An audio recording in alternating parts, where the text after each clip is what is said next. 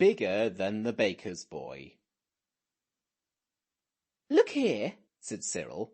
"I've got an idea." "Does it hurt much?" said Robert sympathetically.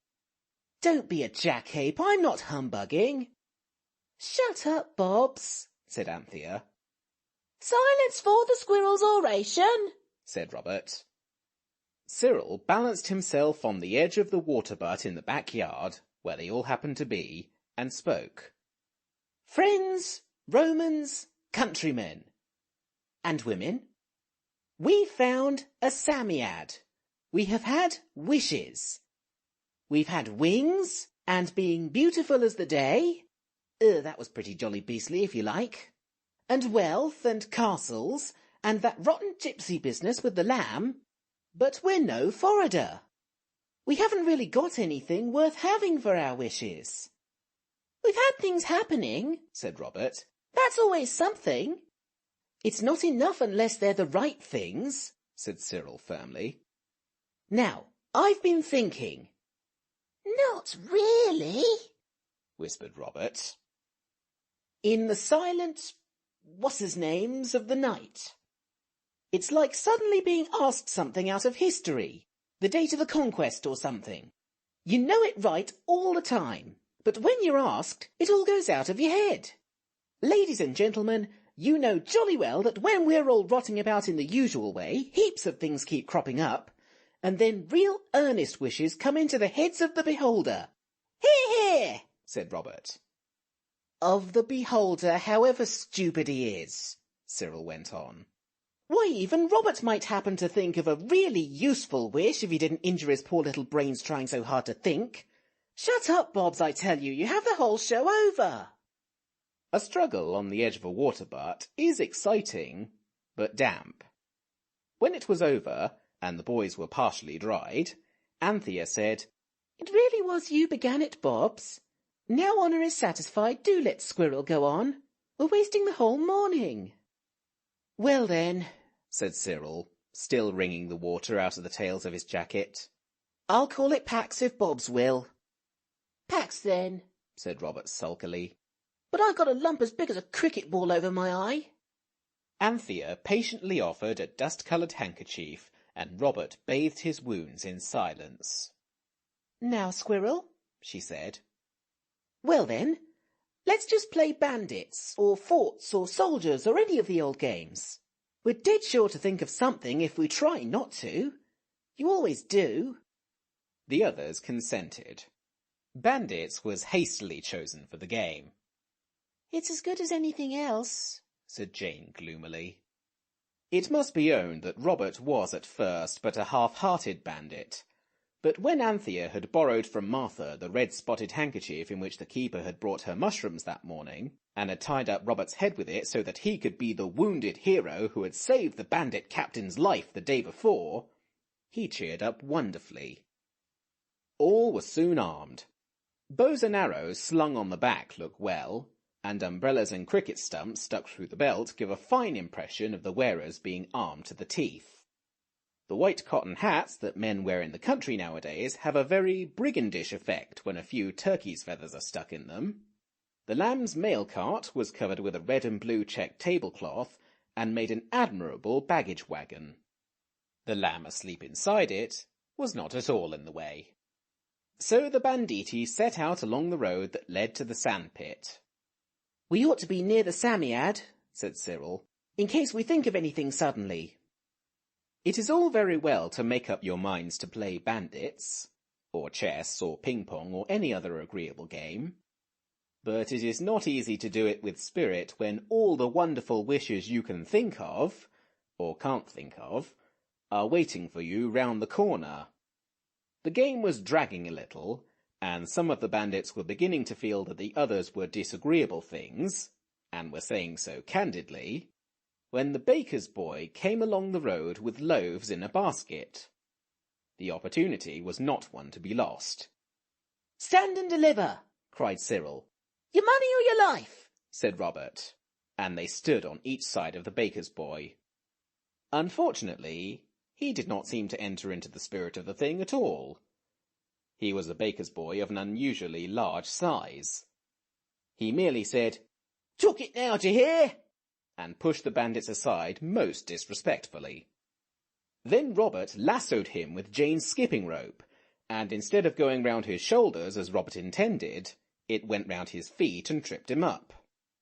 The basket was upset, the beautiful new loaves went bumping and bouncing all over the dusty chalky road. The girls ran to pick them up, and all in a moment Robert and the baker's boy were fighting it out man to man with Cyril to see fair play, and the skipping rope twisting round their legs like an interested snake that wished to be a peacemaker. It did not succeed. Indeed, the way the boxwood handles sprang up and hit the fighters on the shins and ankles was not at all peacemaking. I know this is the second fight, or contest, in this chapter, but I can't help it, it was that sort of day. You know yourself there are days when rows seem to keep on happening quite without your meaning them to. If I were a writer of tales of adventure, such as those which used to appear in the Boys of England when I was young, of course I should be able to describe the fight.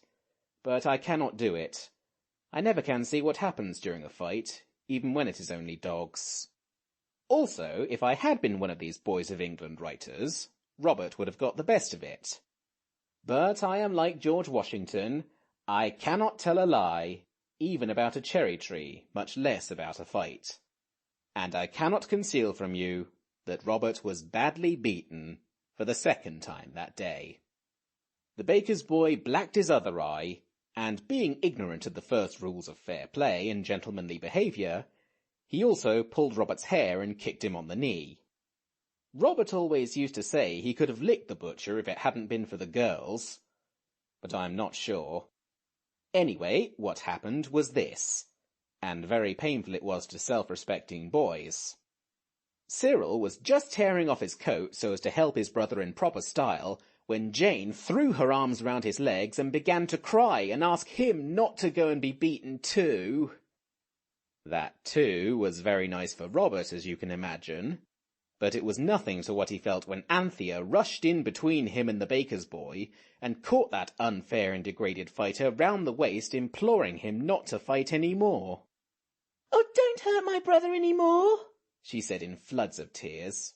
"He didn't mean it, it's only play, and I'm sure he's very sorry."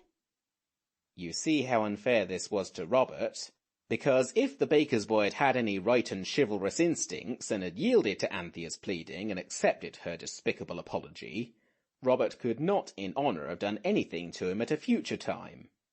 But Robert's fears, if he had any, were soon dispelled.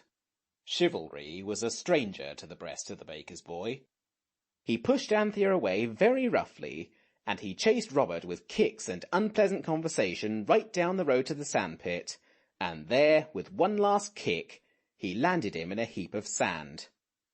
"I'd larn you, you young varmint," he said, and went off to pick up his loaves and go about his business.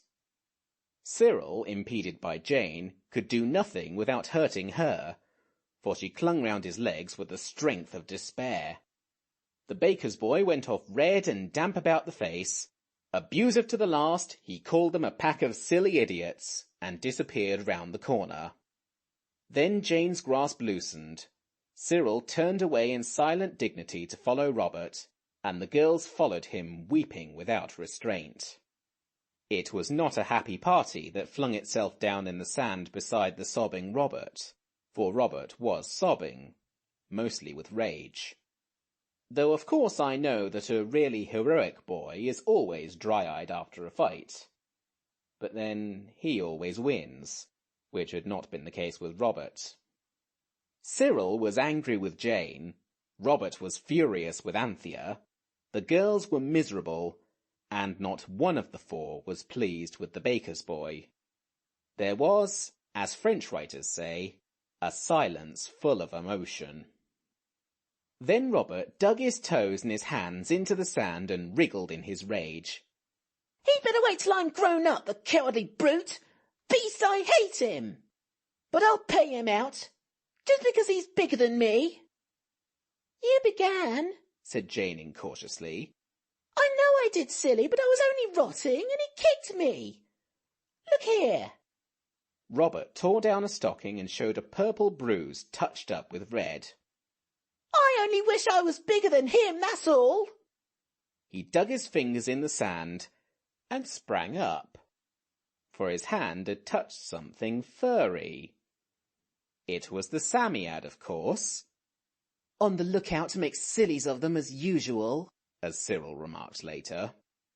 And of course, the next moment, Robert's wish was granted, and he was bigger than the baker's boy. Oh, but much, much bigger.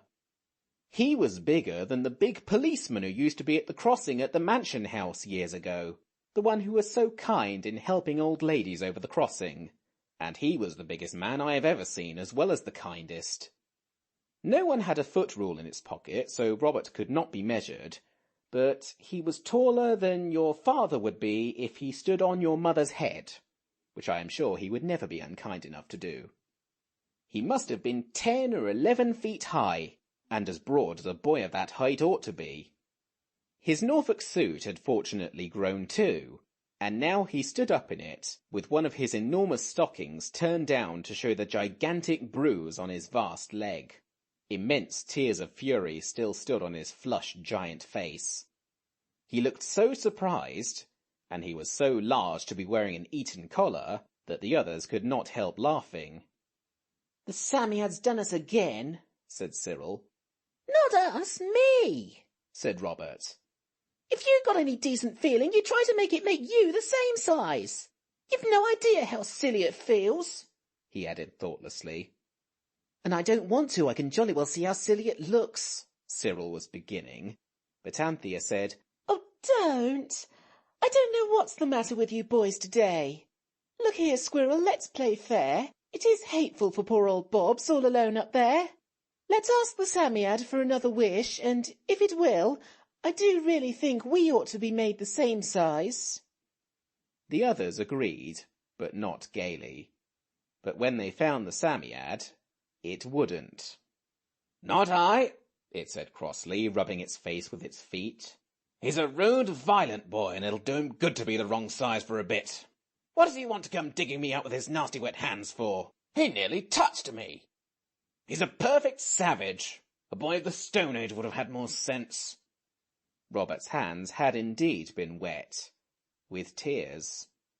Go away and leave me in peace, do, the Samiad went on. I can't think why you don't wish for something sensible. Something to eat or drink or good manners or good tempers. Go along with you, do. It almost snarled as it shook its whiskers and turned a sulky brown back on them. The most hopeful felt that further parley was vain. They turned again to the colossal Robert. Whatever shall we do? They said. And they all said it. First, said Robert grimly, I'm going to reason with that baker's boy. I shall catch him at the end of the road. Don't hit a chap littler than yourself, old man, said Cyril. Do I look like hitting him? Said Robert scornfully. Why, I should kill him. But I'll give him something to remember. Wait till I pull up my stocking. He pulled up his stocking, which was as large as a small bolster case, and strode off. His strides were 6 or 7 feet long, so that it was quite easy for him to be at the bottom of the hill, ready to meet the baker's boy when he came down swinging the empty basket to meet his master's cart, which had been leaving bread at the cottages along the road. Robert crouched behind a haystack in the farmyard that is at the corner, and when he heard the boy come whistling along, he jumped out at him and caught him by the collar. Now, he said, and his voice was about 4 times its usual size, just as his body was 4 times its. I'm going to teach you to kick boys smaller than you. He lifted up the baker's boy and set him on the top of the haystack, which was about 16 feet from the ground, and then he sat down on the roof of the cowshed and told the baker's boy exactly what he thought of him. I don't think the boy heard it all. He was in a sort of trance of terror. When Robert had said everything he could think of, and some things twice over, he shook the boy and said, And now get down the best way you can, and left him. I don't know how the baker's boy got down, but I do know that he missed the cart, and got into the very hottest of hot water when he turned up at last at the bakehouse. I am sorry for him, but after all it was quite right that he should be taught that English boys mustn't use their feet when they fight, but their fists. Of course, the water he got into only became hotter when he tried to tell his master about the boy he had licked and the giant as high as a church, because no one could possibly believe such a tale as that. Next day the tale was believed, but that was too late to be of any use to the baker's boy. When Robert rejoined the others, he found them in the garden. Anthea had thoughtfully asked Martha to let them have dinner out there, because the dining room was rather small, and it would have been so awkward to have a brother the size of Robert in there.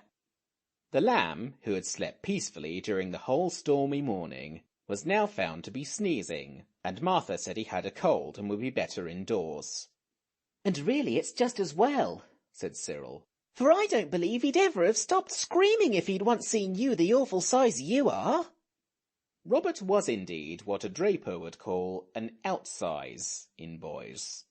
He found himself able to step right over the iron gate in the front garden. Martha brought out the dinner. It was cold veal and baked potatoes, with sago pudding and stewed plums to follow. She, of course, did not notice that Robert was anything but the usual size, and she gave him as much meat and potatoes as usual, and no more. You have no idea how small your usual helping of dinner looks when you are many times your proper size. Robert groaned and asked for more bread, but Martha would not go on giving more bread forever. She was in a hurry, because the keeper intended to call on his way to Benonhurst Fair, and she wished to be dressed smartly before he came. "I wish we were going to the fair," said Robert. "You can't go anywhere that size," said Cyril. "Why not?" said Robert. "They have giants at fairs, much bigger ones than me." "Not much they don't," Cyril was beginning, when Jane screamed, "Oh!" with such loud suddenness that they all thumped her on the back and asked whether she had swallowed a plumstone. "No," she said, breathless from being thumped. It's not a plumstone, it's an idea. Let's take Robert to the fair and get them to give us money for showing him. Then we really shall get something out of the old Psammead at last." "Take me, indeed," said Robert indignantly. "Much more likely me take you." And so it turned out. The idea appealed irresistibly to everyone but Robert, and even he was brought round by Anthea's suggestion that he should have a double share of any money they might make. There was a little old pony trap in the coach-house, the kind that is called a governess cart. It seemed desirable to get to the fair as quickly as possible, so Robert, who could now take enormous steps and so go very fast indeed, consented to wheel the others in this. It was as easy to him now as wheeling the lamb in the mail cart had been in the morning. The lamb's cold prevented his being of the party. It was a strange sensation being wheeled in a pony carriage by a giant. Everyone enjoyed the journey, except Robert and the few people they passed on the way. These mostly went into what looked like some kind of standing-up fits by the roadside, as Anthea said. Just outside Benonhurst, Robert hid in a barn, and the others went on to the fair. There were some swings, and a hooting, tooting, blaring merry-go-round, and a shooting gallery, and coconut shies. Resisting an impulse to win a coconut, or at least to attempt the enterprise, Cyril went up to the woman who was loading little guns before the array of glass bottles on strings against a sheet of canvas. "Here you are, little gentleman," she said. "Penny a shot." "No, thank you," said Cyril. "We are here on business, not on pleasure. Who's the master?" "The what?" "The master. The head. The boss of the show." "Over there," she said, pointing to a stout man in a dirty linen jacket who was sleeping in the sun. "But I don't advise you to wake him sudden. His temper's contrary, especially these hot days. Better have a shot while you're waiting." "It's rather important," said Cyril. "It'll be very profitable to him. I think he'll be sorry if we take it away." "Oh, if it's money in his pocket," said the woman. "No kid now. What is it?" It's a giant. You are kidding. Come along and see, said Anthea. The woman looked doubtfully at them. Then she called to a ragged little girl in striped stockings and a dingy white petticoat that came below her brown frock, and leaving her in charge of the shooting gallery, she turned to Anthea and said, Well, hurry up. But if you are kidding, you'd best say so. I'm as mild as milk myself, but my Billy's a fair terror and... Anthea led the way to the barn. It really is a giant, she said. He's a giant little boy, in Norfolk like my brother's there. And we didn't bring him up to the fair because people do stare so, and they seem to go into kind of standing up fits when they see him. And we thought perhaps you'd like to show him and get pennies. And if you like to pay us something, you can. Only it'll have to be rather a lot, because we promised him he should have a double share of whatever we made. The woman murmured something indistinct, of which the children could only hear the words, Swelp me, balmy, and crumpet, which conveyed no definite idea to their minds. She had taken Anthea's hand and was holding it very firmly, and Anthea could not help wondering what would happen if Robert should have wandered off or turned his proper size during the interval. But she knew that the Psammead's gifts really did last till sunset, however inconvenient their lasting might be, and she did not think somehow that Robert would care to go out alone while he was that size. When they reached the barn and Cyril called, Robert! There was a stir among the loose hay, and Robert began to come out. His hand and arm came first, then a foot and a leg. When the woman saw the hand, she said, My! But when she saw the foot, she said, Upon my civvy! And when by slow and heavy degrees the whole of Robert's enormous bulk was at last completely disclosed, she drew a long breath and began to say many things, compared with which Barmy and Crumpet seemed quite ordinary. She dropped into understandable English at last. What'll you take for him? She said excitedly. Anything in reason. We'd have a special van built. Leastways, I know where there's a second-hand one would do up handsome. What a baby elephant had has died. What'll you take? He's soft, isn't he? Them giants mostly is, but I never see. No, never. What'll you take? Down on the nail, we'll treat him like a king and give him first-rate grub and a doss fit for a bloomin' duke. He must be dotty or he wouldn't need you kids to cart him about. What'll you take for him? They won't take anything, said Robert sternly. I'm no more soft than you are. Not so much, I shouldn't wonder. I'll come and be a show for today if you'll give me... He hesitated at the enormous price he was about to ask. If you'll give me 15 shillings. Done, said the woman, so quickly that Robert felt he had been unfair to himself and wished he had asked 30. Come on now and see my bill and we'll fix a price for the season. I dessay you might get as much as £2 a week regular. Come on, and make yourself as small as you can for grace's sake. This was not very small, and a crowd gathered quickly, so that it was at the head of an enthusiastic procession that Robert entered the trampled meadow where the fair was held, and passed over the stubbly, yellow, dusty grass to the door of the biggest tent. He crept in, and the woman went to call her bill. He was the big sleeping man, and he did not seem at all pleased at being awakened. Cyril, watching through a slit in the tent, saw him scowl and shake a heavy fist and a sleepy head. Then the woman went on speaking very fast. Cyril heard, "Struth!" and "Biggest draw you ever to help me," and he began to share Robert's feeling that 15 shillings was indeed far too little. Bill slouched up to the tent and entered. When he beheld the magnificent proportions of Robert, he said but little. "Strike me pink!" were the only words the children could afterwards remember. But he produced 15 shillings, mainly in sixpences and coppers, and handed it to Robert. "We'll fix up what you're about to draw when the show's over tonight," he said with hoarse heartiness. "Lord love a duck, you'll be that happy with us you'll never want to leave us. Could you do a song now, or a bit of a breakdown?" "Not today," said Robert. rejecting the idea of trying to sing As Once in May, a favourite of his mother's, and the only song he could think of at the moment. Get Levi and clean them bloomin' photos out. Clear the tent, stick up a curtain or something, the man went on. Lord, what a pity you ain't got no tights his size. But we'll have 'em before the week's out. Young man, your fortune's made. It's a good thing you came to me and not to some chaps as I could tell you on. I've known blokes as beat their giants and starved 'em too. So I'll tell you straight, you're in luck this day if you never was afore. 'Cause I'm a lamb, I am, and I don't deceive you. I'm not afraid of anyone's beating me, said Robert, looking down on the lamb.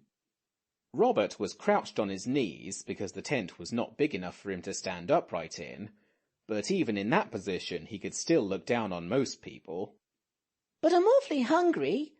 I wish you'd get me something to eat. Here, Becca, said the horse Bill.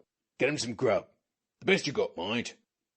Another whisper followed, of which the children only heard, Down in black and white first thing tomorrow. Then the woman went to get the food. It was only bread and cheese when it came, but it was delightful to the large and empty Robert, and the man went to post sentinels round the tent to give the alarm if Robert should attempt to escape with his 15 shillings. As if we weren't honest, said Anthea indignantly when the meaning of the sentinels dawned on her. Then began a very strange and wonderful afternoon. Bill was a man who knew his business. In a very little while, the photographic views, the spyglasses you look at them through so that they really seem rather real, and the lights you see them by, were all packed away. A curtain, it was an old red and black carpet really, was run across the tent. Robert was concealed behind, and Bill was standing on a trestle table outside the tent making a speech. It was rather a good speech. It began by saying that the giant it was his privilege to introduce to the public that day was the eldest son of the Emperor of San Francisco, compelled through an unfortunate love affair with the Duchess of the Fiji Islands to leave his own country and take refuge in England, the land of liberty, where freedom was the right of every man, no matter how big he was. It ended by the announcement that the first 20 who came to the tent door should see the giant for 3 apiece. After that, said Bill, the price is riz, and I don't undertake to say what it won't be riz too. So, now's your time. A young man squiring his sweetheart on her afternoon out was the first to come forward. For that occasion, his was the princely attitude. No expense spared, money no object. His girl wished to see the giant? Well, she should see the giant. Even though seeing the giant cost 3 each and the other entertainments were all penny ones. The flap of the tent was raised. The couple entered. Next moment a wild shriek from the girl thrilled through all present. Bill slapped his leg. That's done the trick, he whispered to Becca. It was indeed a splendid advertisement of the charms of Robert. When the girl came out, she was pale and trembling, and a crowd was round the tent. "What was it like?" asked a bailiff. "Oh, horrid, you wouldn't believe," she said.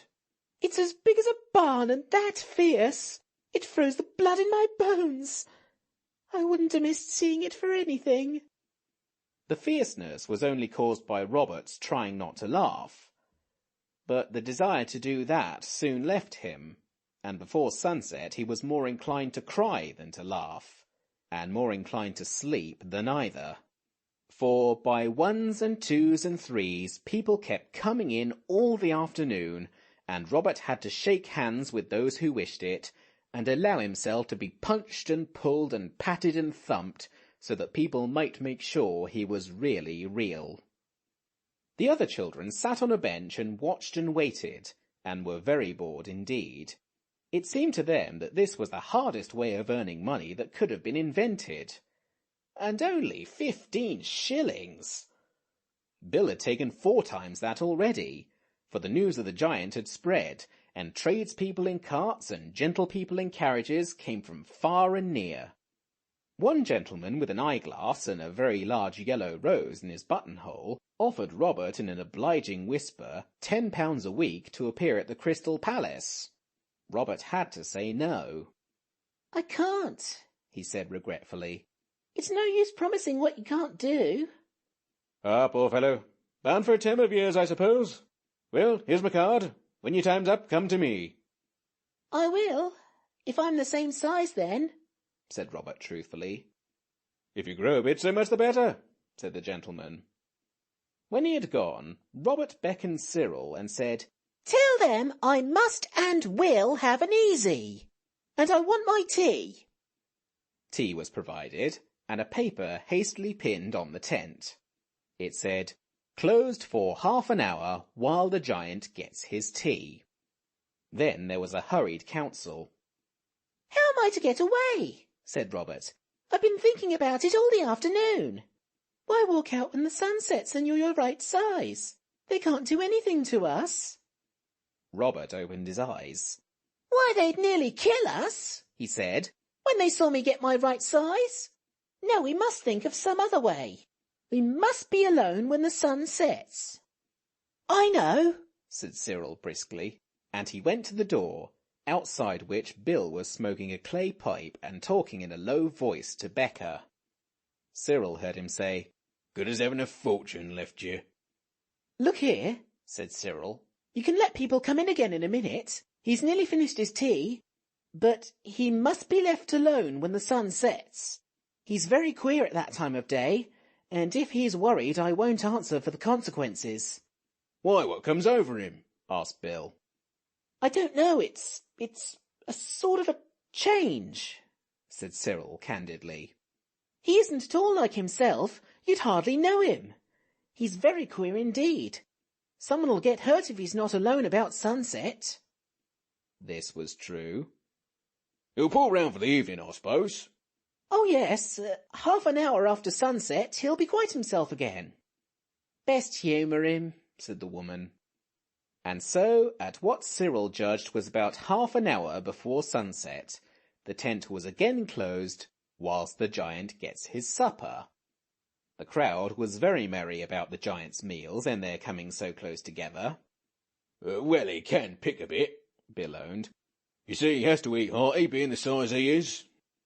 Inside the tent, the 4 children breathlessly arranged a plan of retreat. You go now, said Cyril to the girls, and get along home as fast as you can. Oh, never mind the beastly pony cart, we'll get that tomorrow. Robert and I are dressed the same. We'll manage somehow like Sidney Carton did. Only you girls must get out or it's all no go.